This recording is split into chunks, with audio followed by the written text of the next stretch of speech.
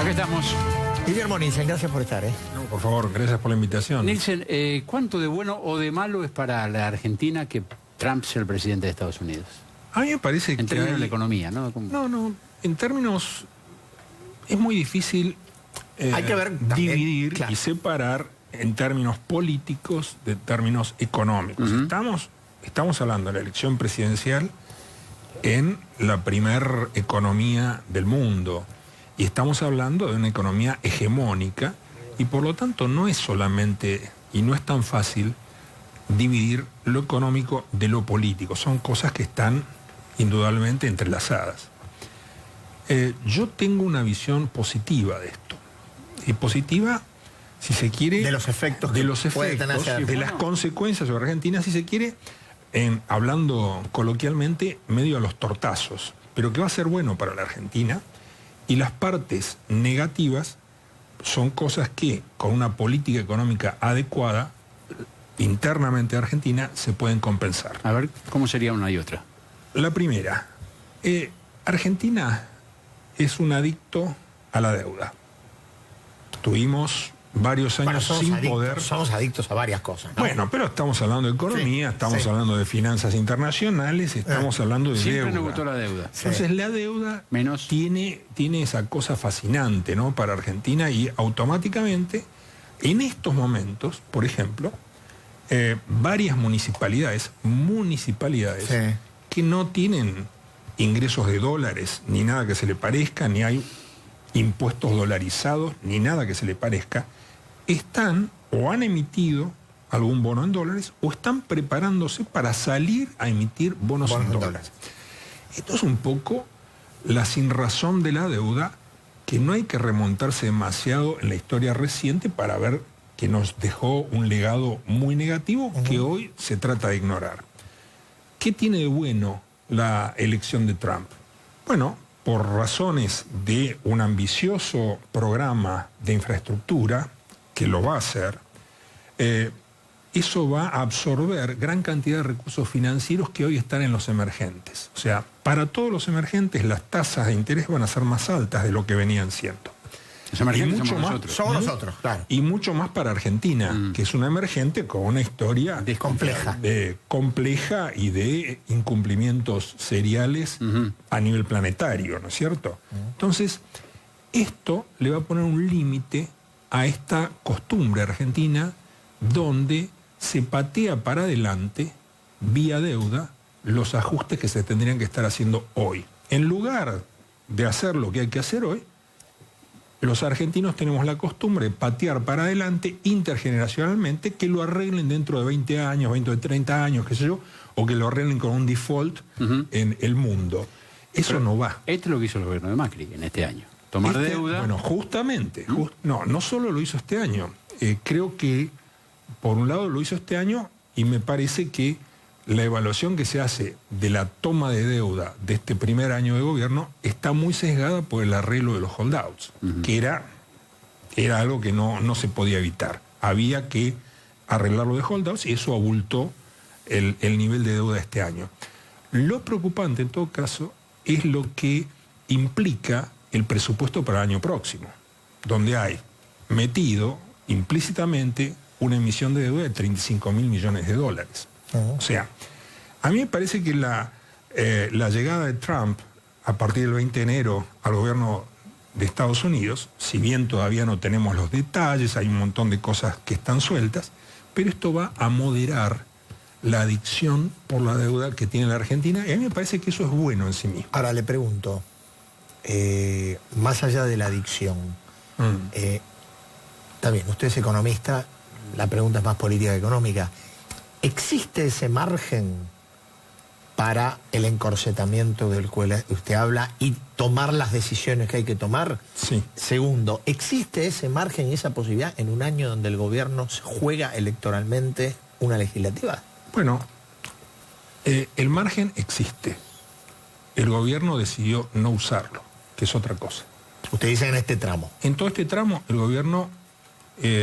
acá no hay gradualismo. Gradualismo sería...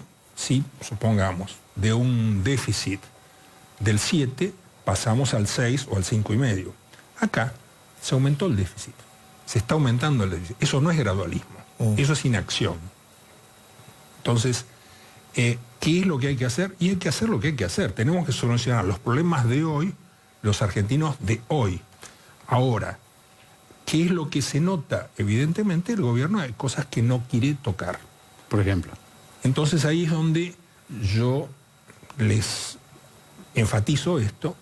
Tenemos una política económica y un gobierno de características socialistas. ¿Por qué? Perdón, estamos hablando de Macri, estamos hablando del mismo gobierno, ¿no? Estamos hablando del mismo gobierno. ¿Por qué? Porque está intacto básicamente los pilares de la política económica que nos dejó Cristina Fernández. Correcto. La gran diferencia, ¿cuál es? ¿Cuál es la parte seria de política económica de todo este último tiempo? El Banco Central. El Banco Central que se ha dedicado a apagar el incendio que nos dejó la herencia cristinista, pero en realidad ese incendio hay que apagarlo con dos mangueras, una manguera monetaria y una manguera fiscal. La manguera fiscal no funcionó. El Banco Central ha tenido que hacer un esfuerzo excepcional para tratar de encauzar esto y que disminuya un poco la inflación. Por el resto es exactamente igual. ¿Qué es lo que no tenemos en la dimensión política? Y no tenemos la parte colorida del populismo. No tenemos las cadenas nacionales 2 veces por semana. No tenemos los discursos latos, con aspectos bien populistas, y esa política exterior que obviamente rescataba a Caracas, el eje Buenos Aires-Caracas. Pero cuidado, acá el eje pasaba a Hillary Clinton. Y tenemos a confesión de partes, relevo de pruebas. O sea, yo creo que hubo una serie de declaraciones respecto a lo de Hillary Clinton, de las más altas autoridades argentinas de estos días, que muestran una suerte de amateurismo, diría, respecto a cómo se manejan las relaciones internacionales. Cuando uno es canciller, cuando uno es embajador, es ante todo embajador o es canciller. No son las visiones personales de cada uno. Tiene que ser la visión sistémica del gobierno que está representando. ¿Me están siguiendo? Sí, totalmente. O sea, acá hablamos de Malcorra y de Lustó.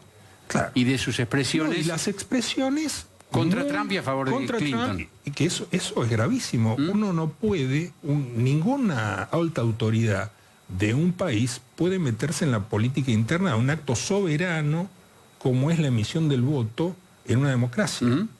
Simplemente hay que tomar nota de qué deciden. Uno es de afuera. Entonces, ¿pero qué es a dónde voy? Hillary lo que ha representado es una plataforma para los políticos y para los sectores politizados. Trump es, en términos criollos, el que se vayan todos. Trump es la expresión fundamentalmente del sector blanco, anglosajón y protestante, y en esto incluyo, es el concepto, ¿no? Pero claro, en esto están los cubanos americanos que son absolutamente republicanos y bien de derecha, y como hay sectores negros también dentro de esta coalición. Pero Trump representa eso. Y acá, para enancar con lo que se conversó recién, se ha dejado de lado la cuestión interna de Estados Unidos. Desde los años 70 en particular, está en marcha todo un sistema, Affirmative Action, por el cual lo que se hace es una discriminación revertida. Los sectores de color, los latinos, los pobres, homosexuales, etcétera, estaban discriminados. ¿Cómo se revierte esa discriminación? Dando cuotas y dando acceso, fomentando el acceso a la educación y a la movilidad social, y para, en los años 70 y posteriores, para un estudiante de color era más fácil ingresar a Harvard y hacer un ascenso social que gracias a esto. ¿Quiénes han sido postergados en todo esto? Blancos, anglosajones y protestantes. Por eso, el apoyo, hay una dimensión doméstica, más allá de las consecuencias de la globalización que podemos discutirlas, pero hay una dimensión doméstica de que el pico de Affirmative Action es la presidencia de Obama. que por primera vez hay un presidente negro en Estados Unidos. Trump marca la reversión del affirmative action. Y ahí es donde está apoyado por el Ku Klux Klan, está apoyado por los grupos de la supremacía blanca y todos formatos que son absolutamente políticamente incorrectos. ¿Eso ¿no? se va a reflejar, cree usted, en la política económica de Trump? Eso se va a reflejar en la política económica y en la política de Trump. Y es allí donde me parece que tenemos que tomar en cuenta estas dos ecuaciones desde la perspectiva de un gobierno que ha trabajado, por lo menos en todo este primer año, en una dirección que no es la dirección en la cual va a ir Estados Unidos a partir del 20 de enero. Entonces, sacamos boleto para un lugar que ya no existe. Sacamos boleto para un lugar que de golpe quedó vacío. Quedó vacío. Llegamos ahora, en términos, mirando hacia adentro, y en función de los deberes que usted marcaba que habría que hacer. Usted dijo el gobierno tiene margen. ¿Tiene margen un gobierno con las minorías parlamentarias con las cuales administra? Hasta ahora el gobierno se ha manejado bien con las minorías parlamentarias. Con mucha billetera. Abriendo la billetera, exactamente. Ahí tenemos un déficit fiscal. ¿Qué es lo que nos está faltando? Me parece que está faltando un mensaje político de unidad, nos está faltando liderazgo político como para explicarle al conjunto de la sociedad cuáles son las limitaciones que tenemos. Acá no hubo ninguna explicación de las limitaciones muy grandes que dejó los últimos años, sobre todo del cristianismo, ¿no? Entonces es muy difícil pedir sacrificios a la gente si no se le explica por qué y para qué. Entonces, creo que el gobierno está entrampado, va a tener que hacer un esfuerzo en alguna de estas dimensiones, pero va a tener que reacomodarse, porque esto es como un padre que no llega a fin de mes.